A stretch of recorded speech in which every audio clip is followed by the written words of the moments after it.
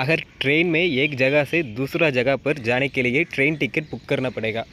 ऐसे बुक करने के लिए यूज़र आईडी चाहिए। उसी यूज़र आईडी को कैसे क्रिएट करना, उसके बारे में ये वीडियो में हम देखेंगे।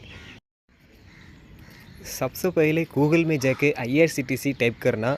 अभी IRCTC का ऑफिशियल वेबसाइट आएगा, उसमें लॉगिन और रजिस्टर का 2 ऑप्शन दिखाएगा। हम नया रजिस्टर आईडी क्रिएट करने के लिए रजिस्टर का ऑप्शन को क्लिक करेंगे। अभी इसमें 3 ऑप्शन मिलता है। पहला ऑप्शन है बेसिक डिटेल्स, दूसरा पर्सनल डिटेल्स, तीसरा एड्रेस। अभी हम बेसिक डिटेल्स को फिल करेंगे। यूज़र नेम देते समय बिल्कुल नया यूज़र नेम देना, नहीं तो यूज़र आईडी क्रिएट नहीं होगा। उसके बाद पासवर्ड और कंफर्म पासवर्ड देना। वो देने के बाद